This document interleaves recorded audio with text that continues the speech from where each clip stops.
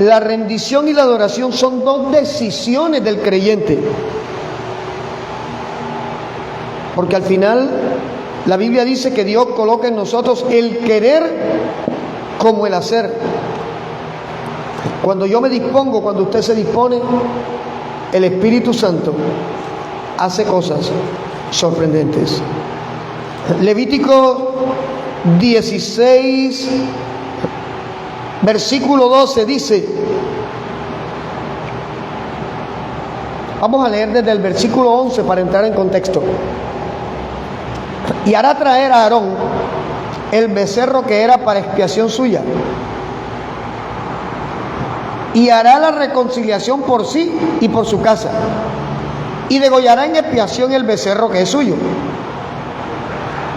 Después tomará un incensario lleno de brasas de fuego del altar de delante de Jehová, y sus puños llenos de perfume aromático molido, y lo llevará detrás del velo. Ahora demos un salto en lo espiritual y en lo histórico y vayamos a Hebreos capítulo 9, versículo 2 al 4.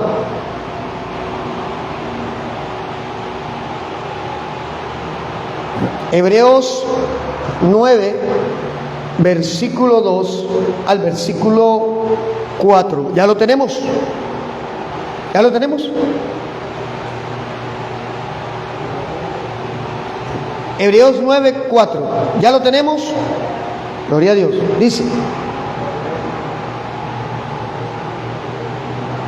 Vamos a leer del versículo, del versículo 2 al 4. Dice, porque el tabernáculo estaba dispuesto así. En la primera parte, llamada el lugar santo, estaba el candelabro, la mesa y los panes de la proposición. Tras el segundo velo estaba la parte del tabernáculo llamada el lugar santísimo,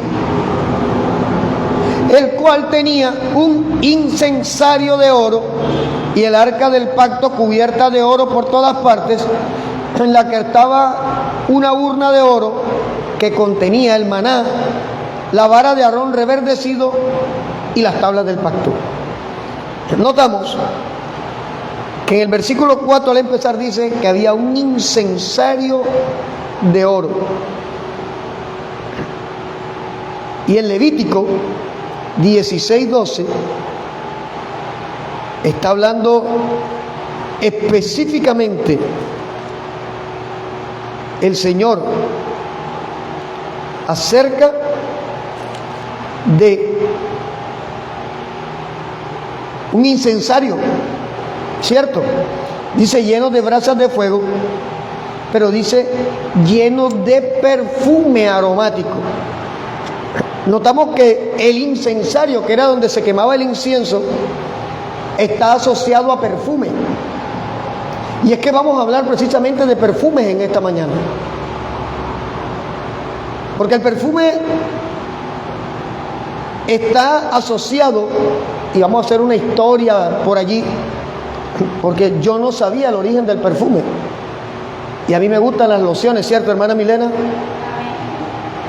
El perfume está asociado al descubrimiento del olor que despedían maderas o resinas cuando eran quemadas. Hubo una prédica que yo compartí que se llamó Incienso, Oro y Mirra, donde hablábamos de la mirra y hablábamos del incienso. Y el incienso es una gomorresina, es un árbol que cortan y bota la savia y se convierte en una resina que cuando se quema huele. Entonces, cuando estas sustancias ardían, desprendían un olor fragante, algo que fascinaba a los presentes, y a partir de ahí se fue incorporando a la vida de las personas.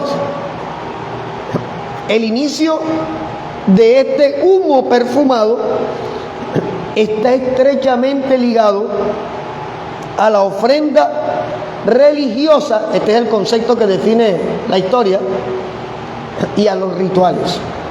Y nos damos cuenta que acabamos de leer en Levítico 16:12 y en Hebreos 9:2-4, que había un incensario donde quemaban el incienso. Y la quema del incienso, el olor que producía en el lugar santísimo, tenía un simbolismo, entre otras cosas, para nosotros en este tiempo. Pero no nos vamos a adelantar. La primera información escrita o gráfica acerca del perfume se encontró en las tumbas egipcias. Ellos usaban sustancias aromáticas para embalsamar los cuerpos y echaban sustancias aromáticas dentro de los sepulcros. En los jeroglíficos encontraron eso. Es el primer indicio escrito acerca del uso del perfume. Luego en Grecia se retoma la pista del perfume en la historia y allí el perfume adquiere un valor sagrado para los griegos. No olvidemos que los griegos se conocieron por su culto al cuerpo. Acuérdense que para los griegos el placer en el cuerpo era fundamental. Y ellos recuperan aquella cuestión de las esencias y empiezan a aplicarlas para ellos. Ahora, de hecho, Hipócrates, ¿sabe quién fue Hipócrates? El padre de la medicina. Los médicos cuando se ordenan hacen un juramento hipocrático. Hipócrates practicó lo que hoy se llama aromaterapia. Usaba perfumes, quemaba esencias para tratar enfermedades. Pero viene otro salto en la historia. Fueron los romanos los que, por decirlo de alguna manera, paganizaron, convirtieron en pagano el perfume al incorporarlo en la rutina diaria como el baño y la cultura del aseo. Entonces nos damos cuenta de dónde viene la costumbre de nosotros de usar lociones a diario, de los romanos.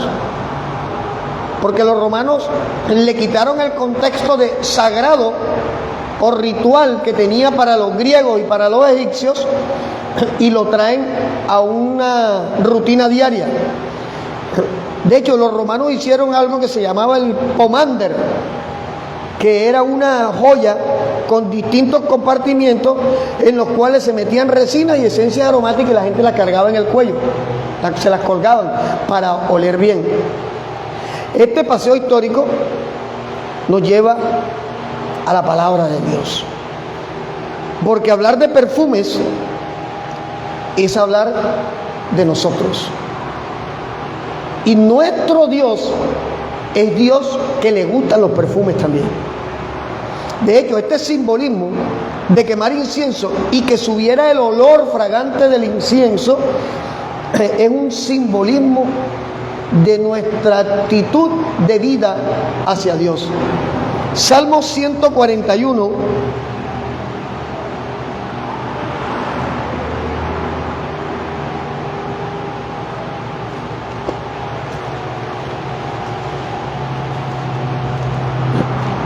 Salmo 141,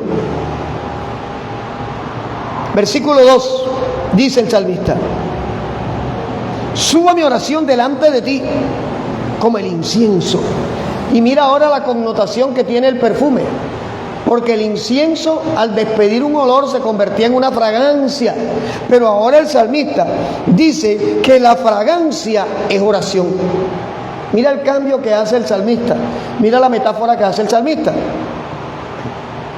Y en 2 de Corintios 2:15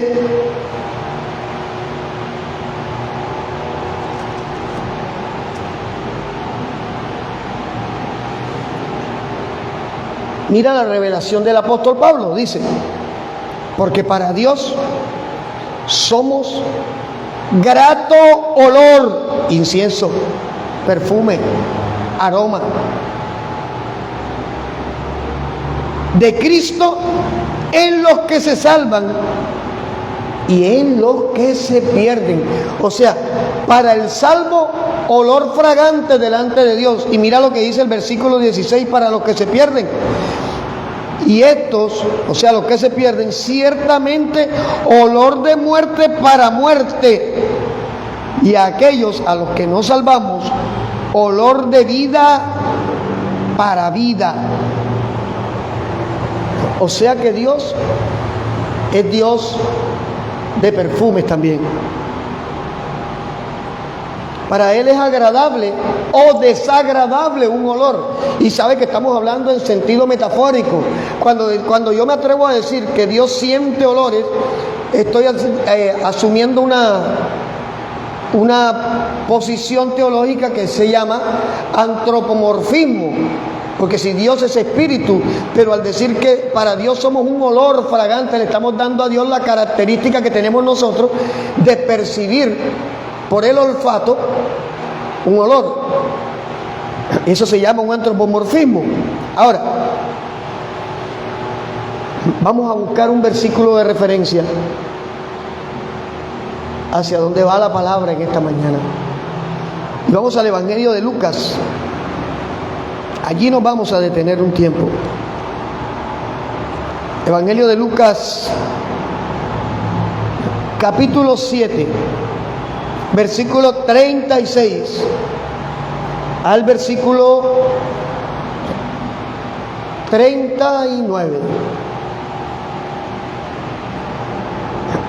Lucas 7, 36, 39. Cuando lo tenga puede decir amén. ¿Cuántos lo tienen ya? Listo. Dice, uno de los fariseos rogó a Jesús que comiera con él. Y habiendo entrado en la casa del fariseo, se sentó a la mesa. Entonces una mujer de la ciudad que era pecadora, al saber que Jesús estaba a la mesa en casa del fariseo, trajo un frasco de alabastro con perfume. Y estando detrás de él, a sus pies, llorando, comenzó a regar con lágrimas los pies de Jesús y los enjugaba con sus cabellos y besaba sus pies y los ungía con perfume. Cuando vio esto, el fariseo que le había convidado dijo para sí: si este fuera profeta, conocería quién y qué clase de mujer es la que le toca, que es pecadora. Sigamos leyendo. En el versículo 40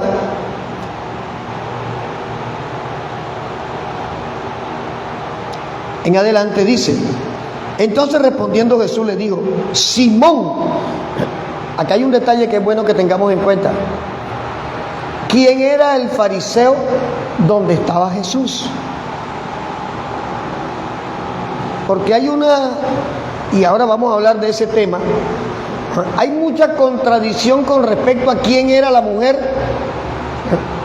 que ungió los pies de Jesús con perfume y el cabello de Jesús con perfume. Y muchos dicen que era María de Magdala, pero resulta que no, señor, era María de Betania, que es diferente María de Betania a María Magdalena, la de Magdala. Y ahora lo vamos a ver con la palabra.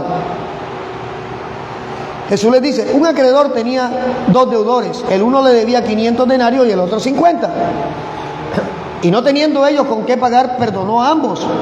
Di pues, ¿cuál de ellos le amará más?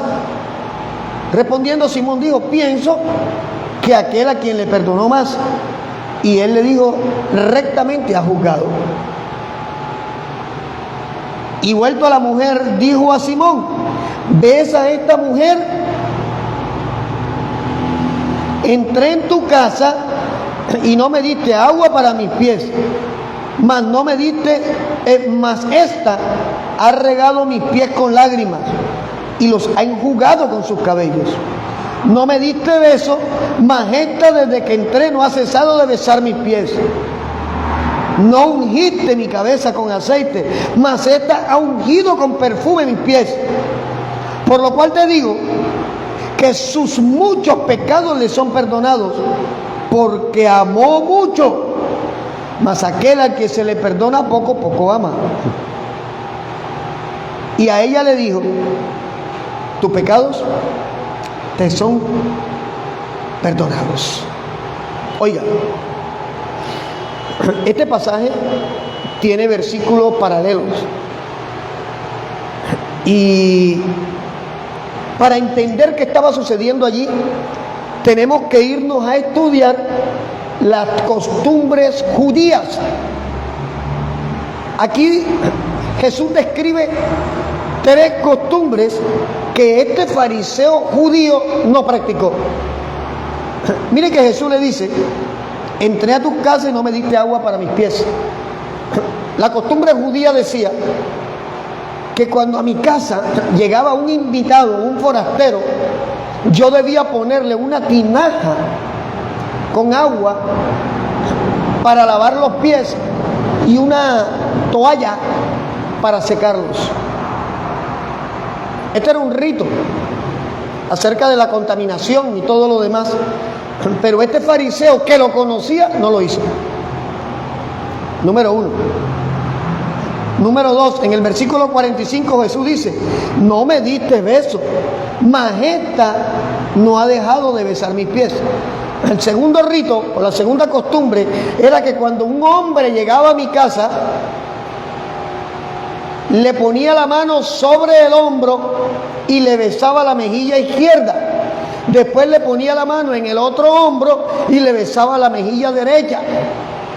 Eso fue lo que sucedió con David y Jonatán, que algunos se atrevieron allí a decir una barbaridad, que fue la primera relación homosexual.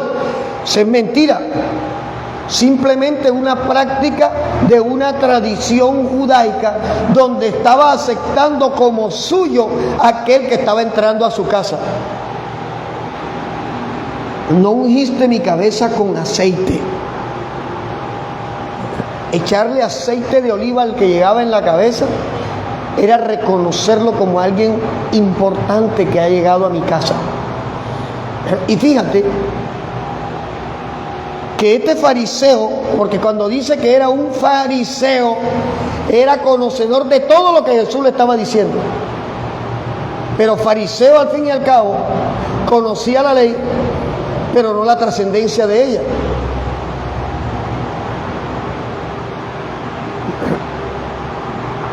Vayamos a Marcos, capítulo 14, versículo 3 al 7.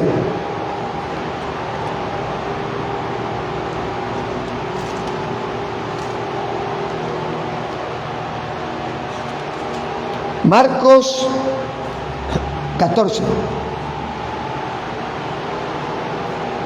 Esto es lo que se llama un versículo paralelo. Acabamos de leer en Lucas que un fariseo lo invitó, ¿cierto? Resulta que ahora nos da otro detalle. Encima del fariseo era leproso. Pero estando él en Betania, fíjate que en el versículo, en Lucas 7 que acabamos de leer, no dice de dónde era la mujer, pero aquí lo dice. Marcos dice: pero estando él, o sea, ¿quién? Jesús, en Betania, en casa de Simón el leproso. Ojo, aquí no dice que era fariseo, pero Lucas dice que era fariseo. Lo que se está es complementando con Marcos. Dice: y sentado a la mesa vino una mujer con un vaso de alabastro de perfume, de nardo puro, de mucho precio, y quebrando el vaso de alabastro, se lo derramó sobre su cabeza. En Lucas dice que lo echó sobre sus pies nada más, pero ella lo echó sobre la cabeza, porque como Simón no le echó aceite, ella le echó perfume. Esta mujer cumplió con lo que Simón no cumplió. Por eso Jesús dice: no me diste beso, no me diste agua para los pies y no me ungiste con aceite. Y ella, en vez de agua, le lavó los pies con lágrimas, se los secó con el cabello. En vez de besarle la cara, le besaba los pies.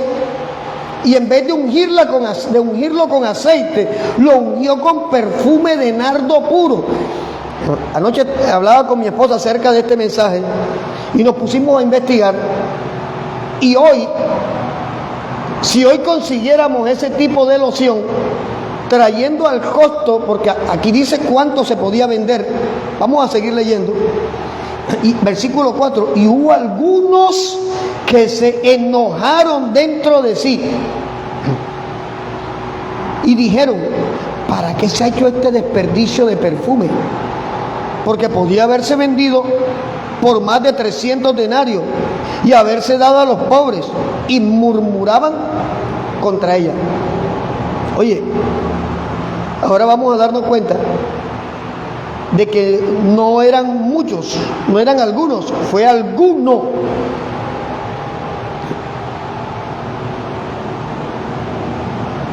Marcos nos ubica en la escena, nos ubica en la ciudad. Y esta mujer, aún todavía no se le ha dicho el nombre, pero ya sabemos que estaba en la ciudad de Betania. O sea, que sea cual sea el nombre de la mujer, estaba en Betania, no estaba en Magdala. O sea que no es la Magdalena. Mateo 26, versículos 6 al 11. Versículo paralelo. Y estando Jesús en Betania, en casa de Simón el leproso, vino a él una mujer, todavía sigue diciendo una mujer, ¿cierto?, con un vaso de alabastro de perfume de gran precio, y lo derramó sobre la cabeza de él, estando sentado a la mesa. Al ver esto, los discípulos se enojaron diciendo, ¿para qué este desperdicio? Porque esto se podía haber vendido a gran precio, haberse dado a los pobres. Y entendiéndolo, Jesús les dijo, ¿por qué molestan a esta mujer? Pues ha hecho conmigo una buena obra. Porque siempre tendrán a los pobres con ustedes, pero a mí no me tendrán siempre. Porque al derramar este perfume sobre mi cuerpo, lo ha hecho a fin de prepararme para la sepultura. Empezamos diciendo que los egipcios le echaban perfumes, esencias aromáticas a los muertos. Y mira lo que Jesús le dice a los discípulos: ella con esta loción me está preparando, con este perfume está preparándome para la sepultura. O sea, era un anuncio, lo que llamarían la iglesia del siglo XXI un acto profético. De cierto os digo, versículo 13, que donde quiera que se predique este evangelio, en todo el mundo se contará lo que ésta ha hecho para memoria de ella. Versículo 14. Entonces uno de los 12, que se llamaba Judas Iscariote, fue a los principales sacerdotes y les dijo: ¿qué me queréis dar y yo os entregaré? El que murmuró contra la mujer por la loción fue Judas. Ahora, Lucas 10,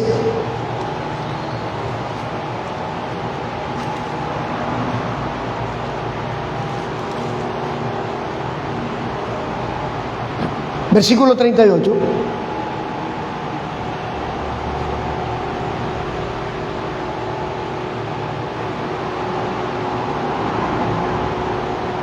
Lucas 10, versículo 38 al 42. ¿Ya lo tenemos? Dice: respondiendo Jesús, dijo: un hombre descendía de Jerusalén a Jericó y cayó en manos de los ladrones, los cuales le despojaron e hiriéndolo se fueron dejándolo medio muerto. Aconteció que descendió un sacerdote por aquel camino y viéndole pasó de largo. Asimismo un levita, llegando cerca de aquel lugar, viéndolo pasó de largo. Pero un samaritano que iba de camino vino cerca de él y viéndole fue movido a misericordia. Y acercándose, vendó sus heridas, echándoles aceite y vino, poniéndole en su cabalgadura, lo llevó al mesón y cuidó de él. Otro día al partir sacó 2 denarios y los dio al mesonero y le dijo: cuídamelo, y todo lo que gastes de más yo te lo pagaré cuando regrese. ¿Quién pues de los 3 te parece que fue el prójimo de aquel que cayó en manos de los ladrones? Él dijo, el que usó de misericordia con él. Entonces Jesús le dijo, ve y haz tú lo mismo. Jesús le está hablando a un doctor de la ley que interrogaba a Jesús. Aconteció que yendo de camino entró en una aldea y una mujer llamada Marta le recibió en su casa. Aquí vienen los detalles. Esta tenía una hermana que se llamaba María, la cual sentándose a los pies de Jesús oía su palabra. Pero Marta se preocupaba con muchos quehaceres y acercándose dijo, Señor, ¿no te da cuidado que mi hermana me deje servir sola? Dile que me ayude. Respondiendo Jesús le dijo, Marta, Marta, afanada y turbada estás con muchas cosas, pero solo una cosa es necesaria, y María ha escogido la buena parte, la cual no le será quitada. Ya habla del hombre. Juan 11:1-2. Estaba entonces enfermo uno llamado Lázaro de Betania. Oh, María, hermana de Marta, ¿cierto? Marta y María, hermanos de Lázaro, hermanas de Lázaro. Lázaro de Betania. Entonces Marta y María son de Betania, la aldea de María y de Marta su hermana. María, cuyo hermano Lázaro estaba enfermo, fue la que ungió al Señor con perfume y le enjugó los pies con su cabello. Aquí está toda la claridad. Enviaron pues las hermanas para decir a Jesús, he aquí el que amas está enfermo. Oyéndolo Jesús dijo, esta enfermedad no es para muerte, sino para la gloria de Dios, para que el Hijo de Dios sea glorificado por ella. Hemos hecho un paseo literal por los evangelios para traer una claridad. En primer lugar, que la mujer que le echó el perfume a Jesús no fue María Magdalena. De hecho, yo pensé en algún momento que era María Magdalena, pero no. María de Betania no era la misma María Magdalena. Acordémonos que en la época de Jesús los nombres eran repetidos y repetidos. José, el papá terrenal de Jesús, José de Arimatea, el dueño del sepulcro, no era la misma persona. El nombre Ana, el nombre María, usted encuentra a Marías en cualquier cantidad de versículos y no son la misma necesariamente. Ana. O sea, era una tradición de generación a generación repetir los nombres. Y usted se da cuenta que si el papá de Germán se llama Germán, ¿por qué él llamó a su hijo Germán? Es una tradición. Ahora, como empezamos a hablar fue de lociones, ya tenemos claro quién fue la mujer. Y hay que mirar aquí dos detalles que son relevantes en el pasaje que leímos de Lucas 7, 36 y 39. En primer lugar, el tipo de envase del perfume. Y en segundo lugar, el tipo de perfume. Leímos que el envase estaba hecho en alabastro. El alabastro no era vidrio. El alabastro es una piedra, todavía existe, que es translúcida. O sea, se ve la luz de un lado hacia otro, pero es como si fuera esmerilado, que es fácil de tallar, es parecida al mármol y se utiliza en esculturas y en decoración. Es una piedra costosa. Un envase de alabastro era hecho a mano y el perfume de nardo puro era una loción muy fina en ese momento. Por eso les decía que anoche con mi esposa estábamos mirando, tratando de convertir cuánto costarían, cuánto sería 300 denarios a esta época. y es el equivalente a $600. Si usted multiplica, pongamos el dólar a 3,000 pesos raspado, estamos hablando de una loción que hoy costaría 1.800.000 pesos, pero es más, son 2 millones y pico. Ahora entiende usted por qué la visión carnal de Judas vio el dinero que se estaba perdiendo y no lo espiritual que se estaba moviendo en ese momento. Juan capítulo 12, versículo 1 en adelante. Juan 12.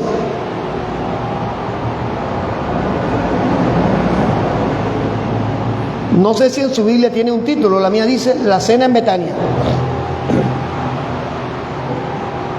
6 días antes de la Pascua vino Jesús a Betania, donde estaba Lázaro, el que había estado muerto y a quien había resucitado de los muertos. Miren el por qué esta mujer, aquí está la razón del por qué María se rindió ante Jesús de la manera que lo hizo. No le importó derramar el perfume, costara lo que costara, porque si una cosa tenía claro María de Betania, era que Jesús era real, que era el Mesías, porque solo un hombre usado por Dios podía haber resucitado al hermano, porque aquí ya había resucitado el hermano.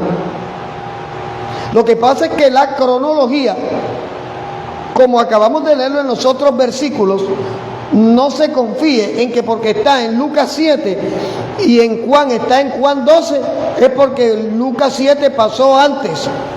La cronología no está escrita, no está de esa manera. Están los acontecimientos, sino que este pasaje de Juan 12 nos hace un cierre completo a la situación. El por qué María.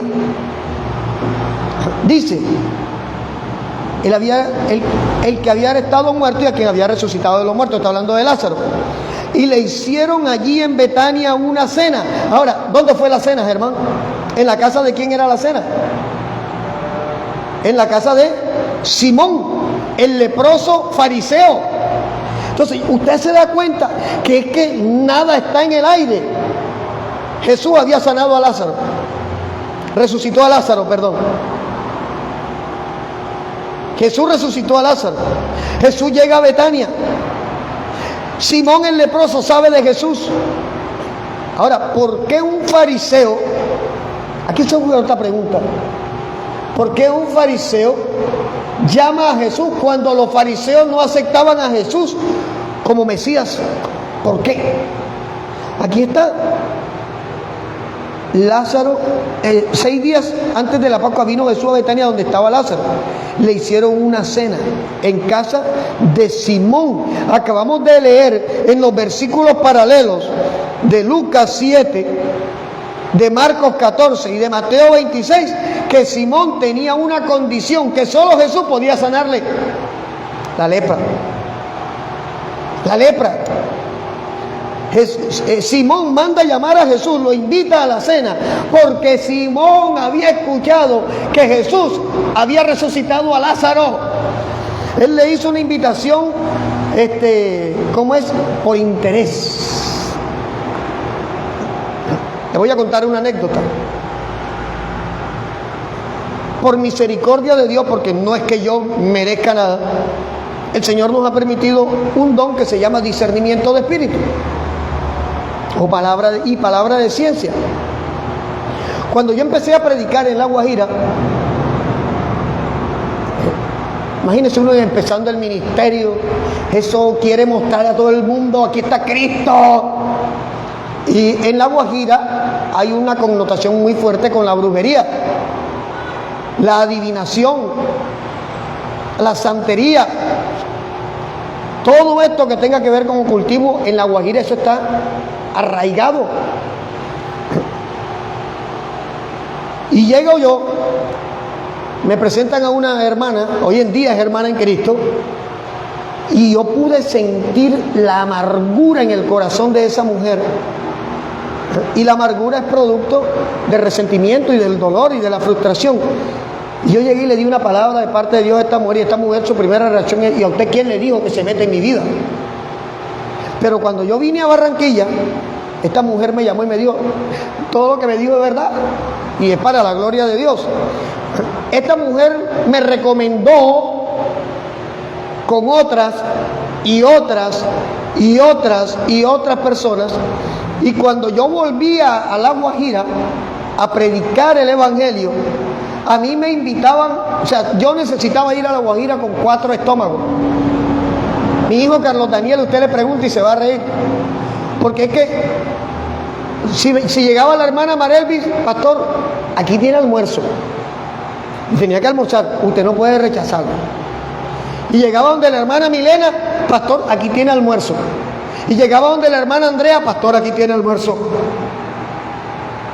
Pero resulta que tanta atención tenía una razón de ser, y era que ya se había corrido la voz de que este brujo cristiano, porque así me veían, adivinaba el futuro, adivinaba lo de la gente, y yo no cobraba. Mientras que los brujos que le quedaban allí en Papayal, en Oreganal, en Atonuevo, tenían que pagar por la consulta. Entonces lo empezaron a ver a uno como un brujo. Y hay personas que se van a acercar a nosotros como ministros buscando el don, no buscando a Cristo. Y eso es de cuidado. Allí es donde uno tiene que ser muy sabio y muy prudente, porque puede caer uno en pecado al permitir que una persona que se acerque a nosotros con un interés, porque es que a este Dios lo usa, me voy a acercar a este para que la respuesta que yo necesito se me dé rápido. Para mí eso es brujería en el corazón de quien hace eso. Para mí esa persona no ha nacido de nuevo, porque el que ha nacido de nuevo sabe que lo que Dios promete lo cumple, que en el tiempo de Dios se cumple, que al estilo de Dios se cumple, porque Dios no es mentiroso, sencillo. Pero si yo salgo, voy a llegar donde la hermana Marelvis, porque me di cuenta que ella Dios la usa. Hermana Marelvis, a mí me dijeron, me di cuenta que usted Dios la usa poderosamente. Hermana, ore, porque yo tengo 25 kilos de oro que no me los quieren entregar. Ore para que me los entreguen. Oh, mira la motivación. Si yo percibo un don en la hermana Marelvis, no es para eso. Es para hacerme uno con ella, para apoyar el don que ella tiene, para edificación del cuerpo de Cristo. Es lo que dice mi Biblia en 1 Corintios 12 y en 1 Corintios 14. Los dones no son para uso personal, son para edificación del cuerpo. ¿Qué pasa? Pablo explica en 1 Corintios 14, hablando acerca del don de lenguas, que cuando llega un incrédulo, es la palabra que usa Pablo, a una congregación y escucha todo, saca, ramos, saca lava, saca. Dice Pablo, va a decir, están llenos de mosto, o sea, estos están locos, están borrachos. Pero dice Pablo, les pido que más bien profeticen, para que cuando llegue el incrédulo, por la palabra que salga de su boca sea convencido. Es donde funciona el don. Que llegue una persona a la congregación, usted no sabe lo que está viviendo, y en medio del mensaje Dios le hable a esa persona, en medio de la oración, en medio de la administración, Dios le hable a esa persona. Esta persona está siendo convencida de que Dios es real. Nosotros no podemos permitir que el don que el Espíritu Santo nos ha prestado, porque no es de nosotros, es del Espíritu. El día que yo me muero, el don vuelve al Espíritu Santo. Él me lo prestó mientras estuve aquí, mientras fui útil en el ministerio.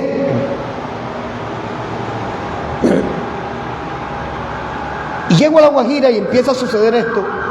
Y yo dije, wow, aquí toca hacer un cambio. Y aprendí que uno tiene que ser prudente. ¿Por qué? Porque hay personas, y ahora vamos a hablar de esto, que conocen de Cristo, pero no conocen a Cristo. Yo conozco de Donald Trump, pero no conozco a Donald Trump. No me he sentado con él a decirle: hey Donald, ¿te tomas una Coca-Cola conmigo aquí, Jaime? No, yo no puedo hacer eso.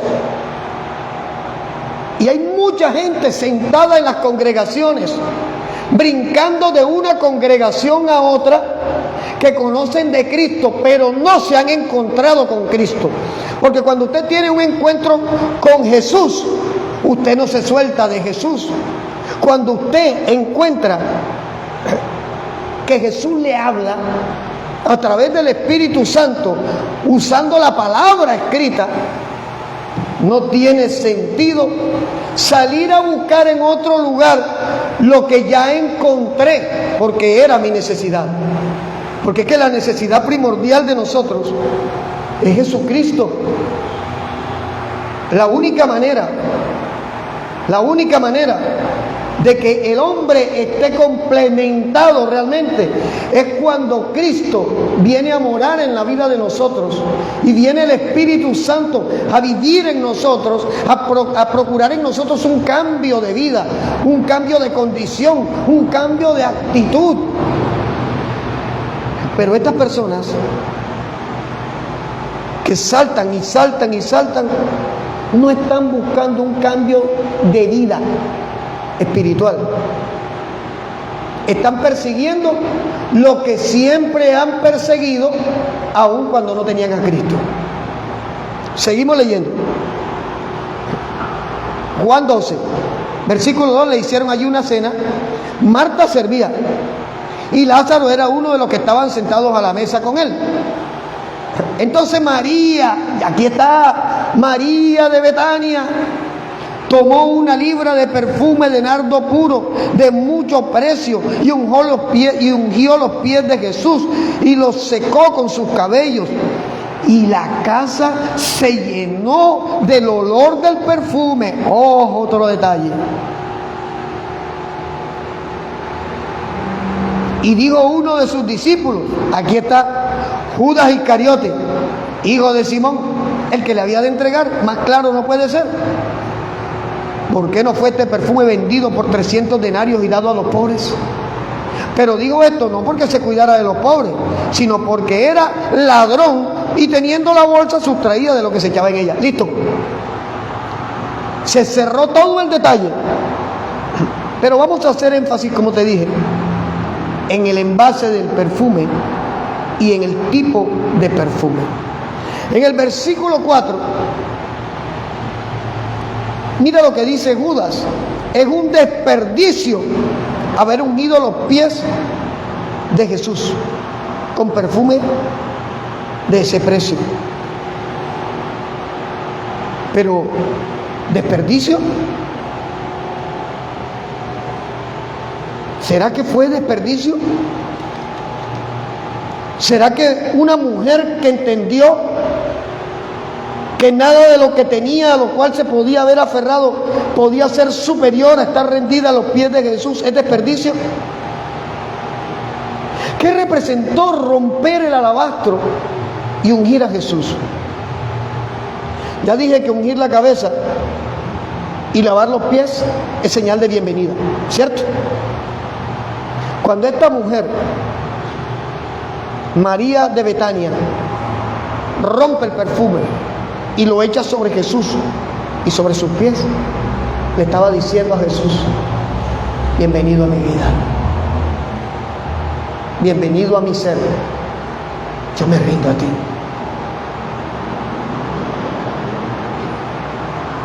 Es evidente que Lázaro, Marta y María de Betania tenían dinerito.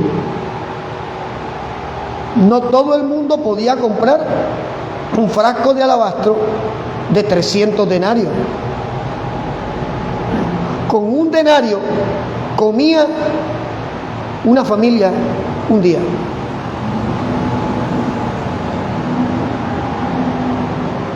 María le estaba dando la bienvenida a Jesús a su vida. El frasco de alabastro con loción de nardo puro representa el despojarse de aquello que en determinado momento nosotros lo hemos visto como algo valioso. Porque somos fáciles de aferrarnos a cosas, somos fáciles de aferrarnos a personas, somos fáciles de aferrarnos a situaciones. Mire, si hay algo que daña el corazón del hombre es la codicia, el querer tener dinero, porque creen que el dinero representa poder y representa autoridad. Es uno de los males que aqueja al ser humano. Y romper el frasco de alabastro en alguien que anhela dinero es renunciar precisamente a eso, a lo que he estado persiguiendo. Ahora, romper el frasco de alabastro representa un acto de rendición. Derramar el perfume representa un acto de adoración. Tú no puedes ser adorador si primero no rompes tu frasco de alabastro. Te lo traduzco. Si no te quiebras tú, si no rompes lo que has tenido guardado durante tanto tiempo, no podrás derramar adoración de tu corazón. Si no desarmas tu corazón, no podrás decir que eres un adorador. Y cuando hablo de adoración no estoy hablando de una música lenta, porque es que la gente piensa que alabanza es eso es alabanza, y adoración es si el Espíritu de Dios.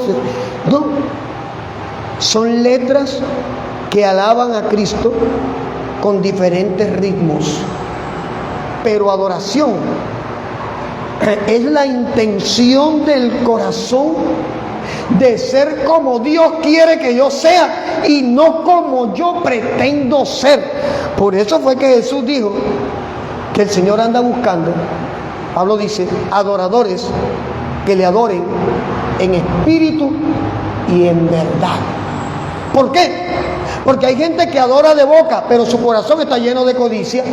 Hay gente que busca a Cristo, pero lo busca como el que le representa un cambio de condición o de situación económica. Y Cristo representa un cambio de condición espiritual. Y eso es lo que a muchos no les agrada. El frasco de alabastro representa tu yo, tu ego, tu lógica, tu yo soy así. Porque es que esa es una berraca expresión que muchos cristianos aún sostienen en su boca. Dios me ama tal y como soy. Yo te demuestro con la palabra que el tema no es así. El proverbista dice que el que confiesa en su pecado y se arrepiente alcanza misericordia. Confesar es reconocerlo y arrepentimiento es no volverlo a hacer. Pero si yo lo confieso y sigo haciendo lo mismo, entonces, ¿de qué estoy hablando yo?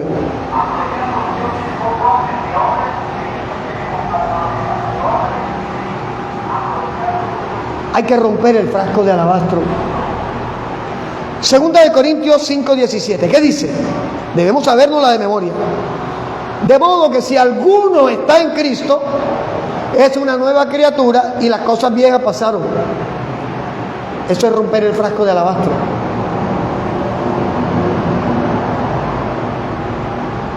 Y usted puede decidir qué quiere ser. Nosotros vemos los mensajes motivacionales ridículos de este tiempo, donde le dicen a la gente, sé lo que quieres ser. Y es el diablo hablando. Y lo más triste es que de los mismos púlpitos de lo que se supone que son iglesias cristianas, se está predicando esta basura. Sé lo que tú quieres ser.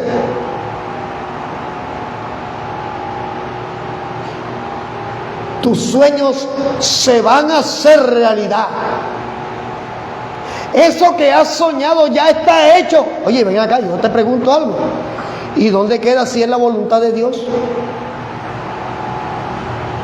Porque si yo saco a Dios de la ecuación, si yo saco a Cristo de la ecuación, entonces yo no estoy dependiendo ni estoy viviendo a Cristo. Cuando le digo, usted puede decidir qué quiere ser, no te estoy diciendo, es que sé millonario si quieres ser millonario, sé caballo si quieres ser caballo, sé vaca si quieres ser vaca. No, eso se llama ideología de género. Y esa basura no se puede predicar en el Evangelio, porque todo eso es contrario a Cristo. Eso se llama relativismo. Cada quien es lo que quiere ser, se llama relativismo. No encaja en el Evangelio, porque todo aquel que se ha encontrado con Jesús y ha roto su frasco de alabastro y ha derramado su corazón, que es derramar el perfume delante de Jesús, no seguirá siendo igual a como era antes. Primera de Corintios capítulo 3, versículo 14.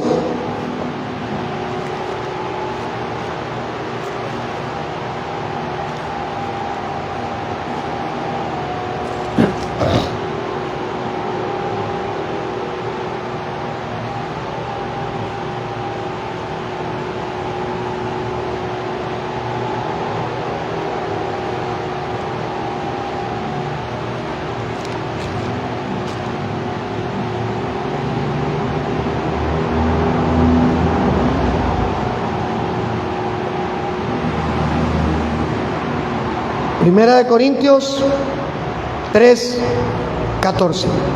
¿Ya lo tenemos?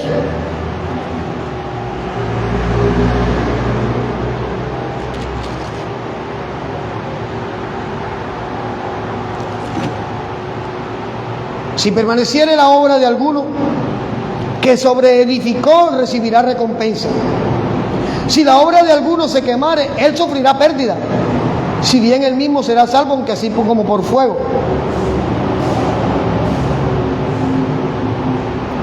¿No sabéis que soy templo de Dios y que el Espíritu de Dios mora en ustedes? Y el apóstol Pablo toma la palabra y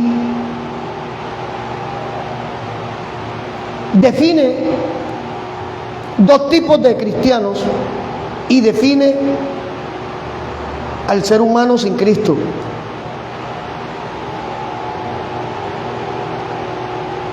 Segunda de Corintios 3.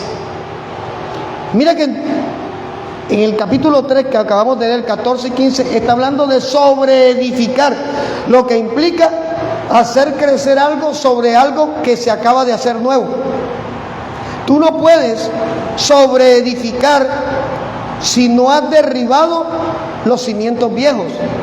Por eso te hablo de que tú no puedes adorar si no rompes primero tu alabastro, aquello a lo que consideras que es valioso en tu vida, aquello a lo que te has aferrado durante tanto tiempo.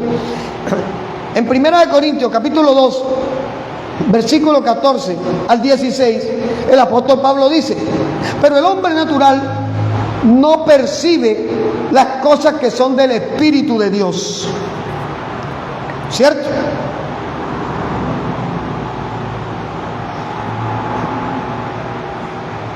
Porque para él son, ¿qué dice allí? ¿Son qué? ¿Quién está leyendo conmigo? 1 Corintios 2, 14. El hombre natural no percibe las cosas que son del Espíritu de Dios porque son para él ¿qué? Locura. Y no las puede entender porque se han de discernir espiritualmente. En cambio, el espiritual juzga todas las cosas, pero él no es juzgado de nadie. Porque ¿quién conoció la mente del Señor? ¿Quién la instruirá? Mas nosotros tenemos la mente de Cristo. Pablo divide a los hombres en tres tipos. Él dice, los que son de los sentidos, es esto que está hablando aquí. El hombre natural es el hombre adámico. Era nuestra condición sin Cristo. Que cuando nos hablaban de un Dios de milagros nos echábamos a reír. Yo era de los que me burlaba. ¿Están locos? ¿Qué les pasa? Ese es el hombre natural, o el hombre de los sentidos, o el hombre en griego psúquicos. Es el término griego con el que Pablo define al hombre de los sentidos, al hombre adámico, al hombre natural, que es lo que dice Santiago 3:15. Dice que la inteligencia animal, terrenal y diabólica, la inteligencia del hombre natural. ¿Por qué? Porque no acepta a Cristo. El ateo es un psúquico.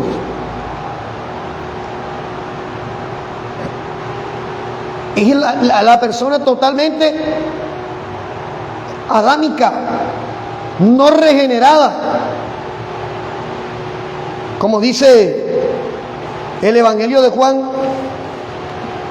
en el capítulo 3, versículo 3 al 5, cuando le habla a Nicodemo, respondió Jesús y le dijo, de cierto te digo, el que no naciere de nuevo no puede ver el reino de los cielos, el reino de Dios. El hombre natural no discierne qué es el reino de Dios, por eso les es locura, por eso se burlan de nosotros cuando les hablamos de un Dios sobrenatural. Nicodemo de nuevo le dijo, ¿cómo puede un hombre nacer siendo viejo? ¿Puede acaso entrar por segunda vez en el vientre de su madre y nacer? Ahí está. El hombre natural, en el estado adámico. Y Pablo habla del hombre espiritual, de aquel que discierne lo espiritual, que entiende lo espiritual y que camina por lo espiritual. Efesios 5, versículo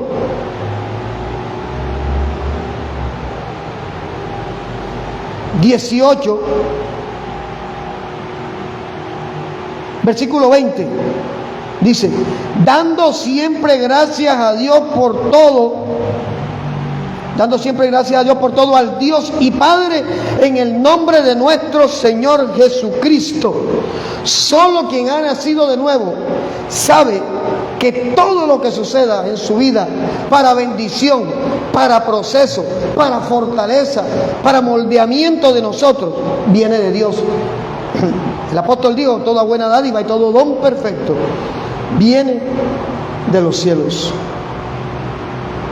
Pero Pablo habla de otro tipo de personas que están dentro de la iglesia, y es del cristiano carnal.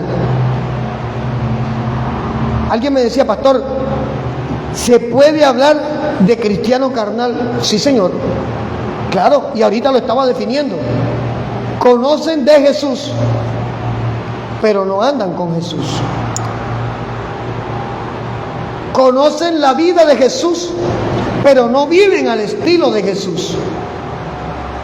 Saben que Jesús es la respuesta, pero siguen buscando su propia respuesta. Pablo lo define como el cristiano sárquicos.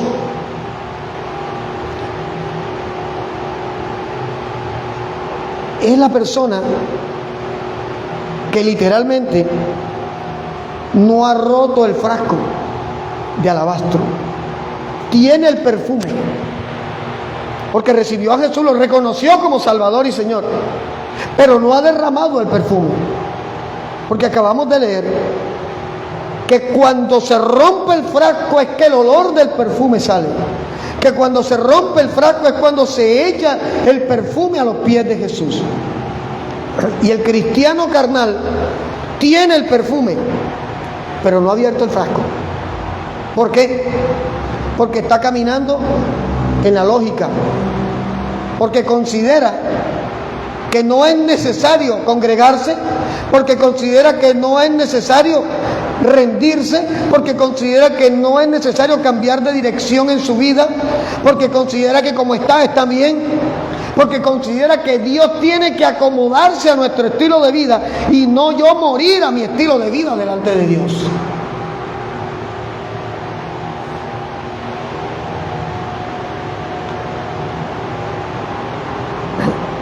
Hay razones que van a tratar de evitar que te rindas, que van a tratar de evitar que rompas tu frasco de alabastro. Y la peor de esas razones es tu lógica.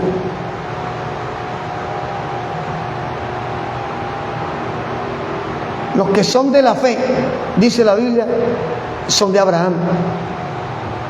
Y Abraham tuvo un rasgo característico, que estando en Ur, Génesis 12, Jehová le dijo: sal de tu tierra y de tu parentela a la tierra que te mostraré. Y Abraham nos preguntó: ¿y a qué tierra voy? ¿Y cómo voy? ¿Y con qué voy? ¿Y de qué voy? ¿Y a qué voy? Agarró todo y se fue. Y tristemente, la esencia del Evangelio de Jesucristo ha sido pervertida por filosofías, por dogmas y por postura de hombre. Hoy se está haciendo más énfasis en la psicología que en lo sobrenatural de Dios. Se hace más culto al dinero que a Cristo. Mire, por experiencia lo hemos experimentado, lo hemos vivido aquí. Aquí ha llegado gente a congregarse que tiene necesidad de Cristo, que tienen necesidad de un cambio, que tienen necesidad de romper el frasco, pero vienen buscando dinero, vienen buscando una palabra que les llene el oído, vienen buscando a alguien que les reafirme que no importa la condición de pecado en que estén, Dios les quiere dar el dinero. Y yo no puedo predicar eso aquí, jamás. Yo no puedo permitir que la palabra de Dios sea manoseada, sea vuelta llena de basura, como otros lo hacen. Y si eso me va a llevar a que se congreguen 2 o 3 personas, camino con los 2 o 3 personas hasta que Dios diga que camine. Pero yo no puedo pervertir el Evangelio. Yo no puedo engañar a la gente diciéndole: Dios te va a dar cosas, porque Dios primero quiere que tú rindas tus cosas. Tú tienes que romper el frasco. Hoy se está haciendo más culto al cuerpo y al hombre que a Cristo. Y nosotros no podemos hacer eso. En Romanos 1 el apóstol Pablo habla de la consecuencia que trae el darle más honor a las criaturas que al Creador. Yo no puedo permitir ni puedo pretender que el nombre de Carlos Torres en el ministerio sea más grande que el de Cristo. No puedo, no debo. Eso es antibíblico. Y usted ve hoy en las grandes campañas que se hacen evangelísticas supuestamente, donde es el evangelista internacional fulano de tal, invitado a una noche de milagros y sanidades. ¿Y a cuenta de qué? Si el que tiene que ser el invitado número 1 es Cristo. El invitado por excelencia tiene que ser el Espíritu Santo. Yo no puedo prever, anticipar que va a ser un culto de milagro, porque yo no sé qué va a hacer Dios. Yo tengo que rendirme como ministro a la voluntad del Espíritu Santo. Esta mañana cuando estaba orando le decía al Señor: permite que esta palabra que me has dado sea de bendición y lleva a los que estén dispuestos a escucharla. Y Dios me escuchó, porque ustedes 5 fueron los que Dios les dijo: esta palabra es de bendición para ti, ve y escúchala.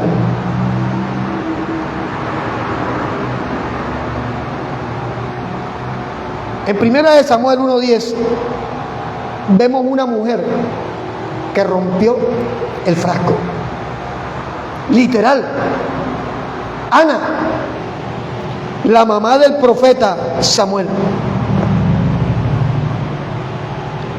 dice que ella con amargura de alma oró a Jehová y lloró abundantemente e hizo voto diciendo: Jehová de los ejércitos, mira lo que le dijo, No le dijo, yo decreto y yo declaro y yo confieso que me vas a dar un hijo. No, no, no. Ella dijo, si tú te dignares de mirar a la aflicción de tu sierva, si tú te acordares de mí, si no te olvidaras de mí, sino que me dieras un hijo a tu sierva, un hijo varón, yo lo dedicaré a Jehová todos los días de su vida y no pasará navaja sobre su cabeza. ¿Sabe qué estaba diciendo ella? Yo me conformo con que no me muera sin haber sido madre, así tenga que renunciar a mi hijo. Eso era lo que ella estaba diciendo. Y era una mujer que había sido afligida por la concubina de Elcana, su marido. Era una mujer de la cual se burlaban porque no podía tener hijos. Y ella estuvo durante muchos años oyendo y viendo y yendo a un lugar, pero no le había dado lugar a Dios en su vida. Que ese es el gran problema del cristiano del 2022. Que van a lugares, pero no le dan lugar a Cristo en sus vidas. Que van de un sitio a otro buscando algo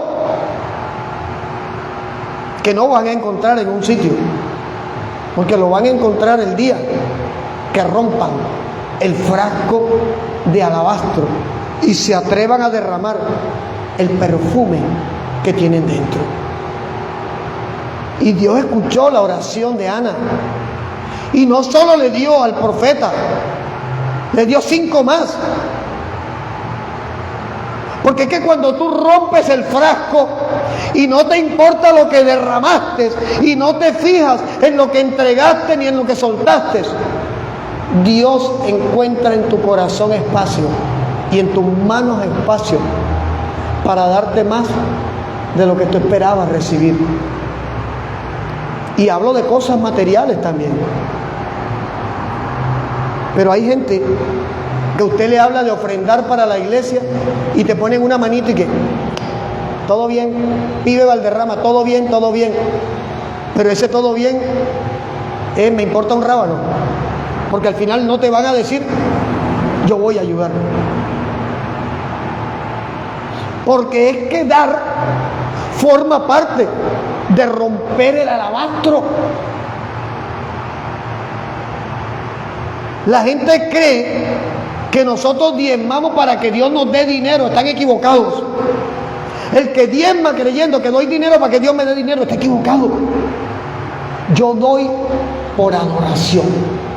Yo doy por gratitud, porque he roto mi frasco de alabastro y entiendo que nada de lo que estoy recibiendo me lo merezco, sino que Dios por su inmenso amor me está sosteniendo. Mire,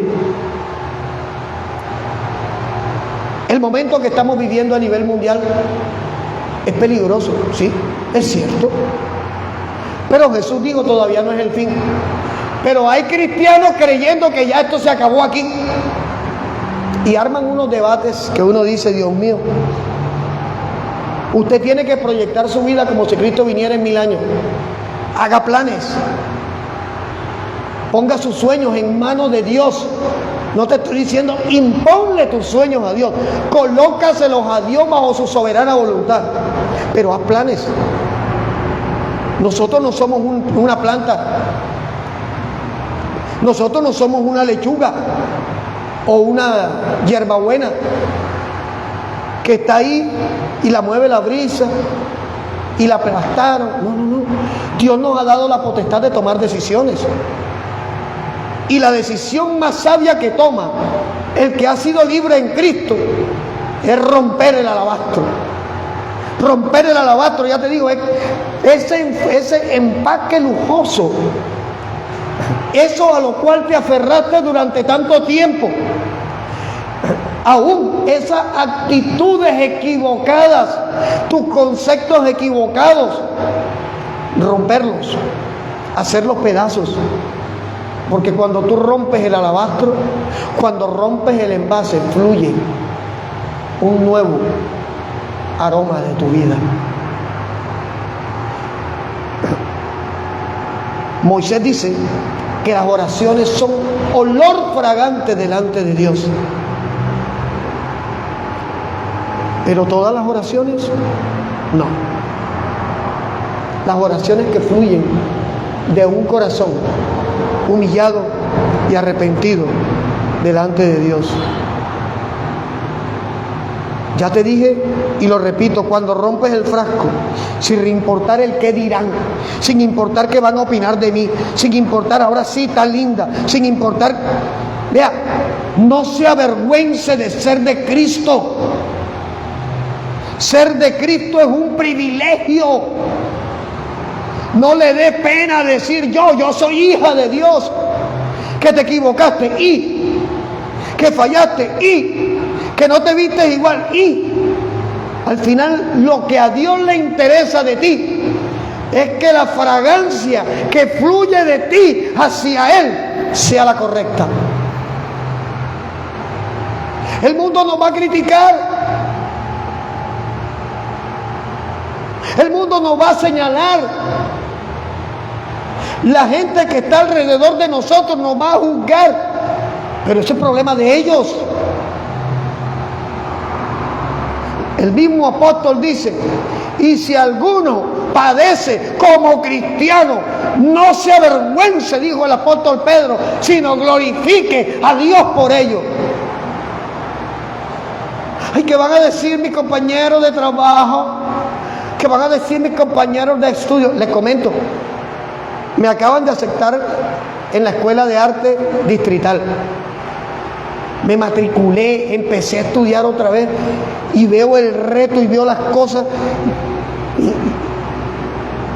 Pero el viernes cuando nos hicieron la inducción, la cuestión de bienvenida, y entro a ese auditorio lleno, y cuando nos dicen que se presenten, porque es que tienen mi contacto, y en mi WhatsApp dice Pastor Carlos Torres, y en mi Facebook dice Pastor Carlos Torres, Ministerio Nehemías, y en Instagram dice Pastor Carlos Torres, y en YouTube dice Pastor Carlos Torres. Entonces, cuando yo me presente donde vaya, yo tengo que decir que fue el Pastor Carlos Torres, a menos que tenga algo que esconder y que no quiera que lo sepa.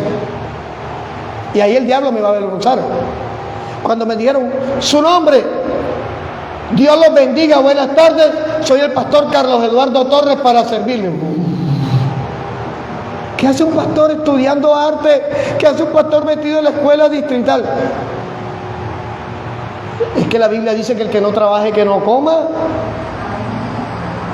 Y yo tengo un talento que quiero perfeccionar, porque yo anhelo darle cosas a mis hijos.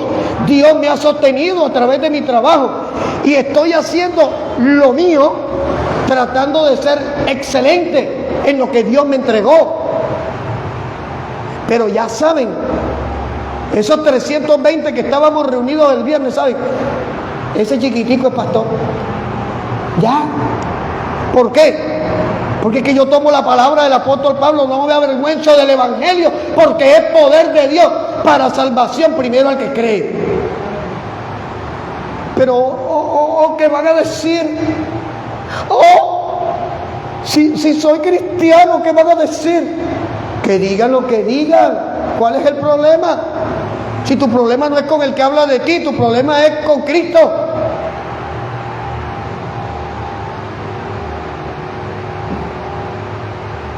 Adoración es humildad delante de Dios. Adoración es humildad delante de los hombres. Adoración es reconocimiento de nuestra condición verdadera.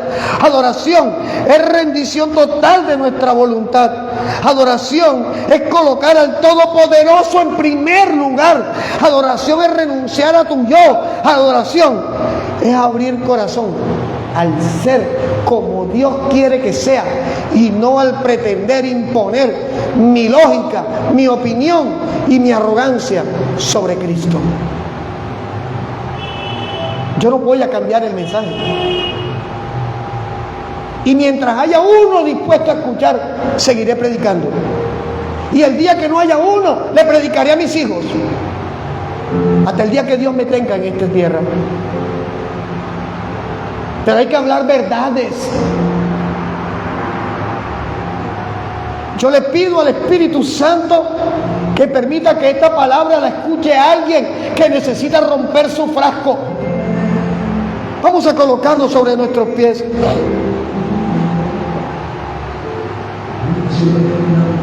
Hay momentos de aflicción. Hay momentos de necesidad. Hay momentos de dolor.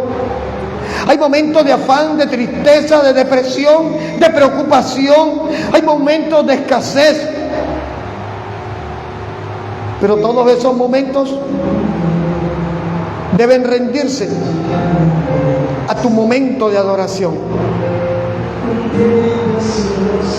Hoy nos presentamos delante de ti, Señor Jesús. Hoy clamamos al Espíritu Santo en tu nombre, Jesús, para que nos enseñes a escuchar tu voz, para que arranque de nuestro corazón el temor a romper nuestro frasco de alabastro.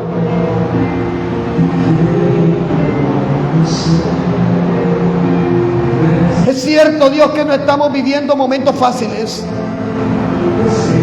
pero en tiempos difíciles tu palabra nos sostendrá. Está escrito. Y que si tenemos a un Dios todopoderoso, no tiene sentido quitarle el control de nuestra carga para llevarla a nosotros mismos. Por eso, en el nombre de Jesús, Padre amado, a ti acudo, a ti acudimos en este momento para pedirle al Espíritu Santo que nos renueve, que nos restaure, que tu gloria venga a nosotros, que podamos ser ese perfume de nardo, que podamos ser delante del Señor esa fragancia agradable.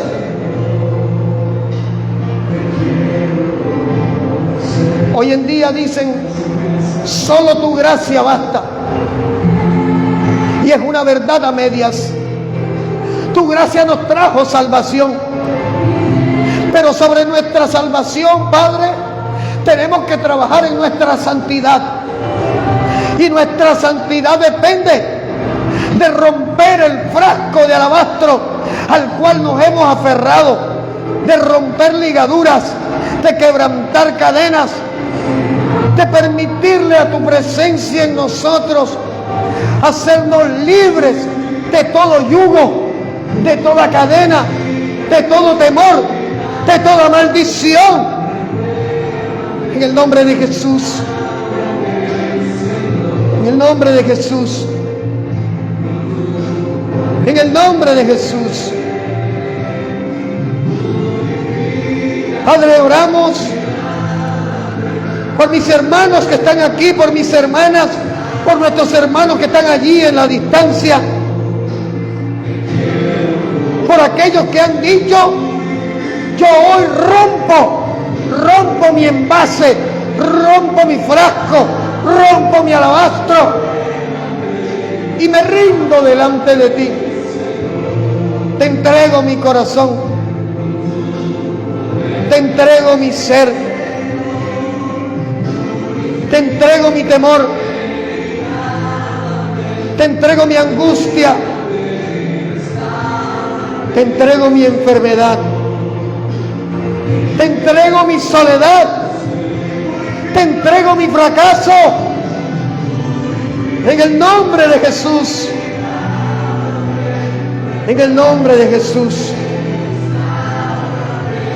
Te damos la gloria, Dios.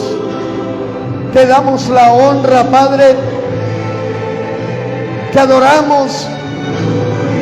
Te bendecimos. Te exaltamos. Nos rendimos.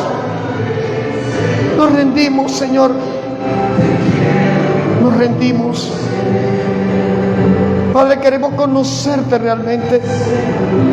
Necesitamos rendirnos realmente delante de ti.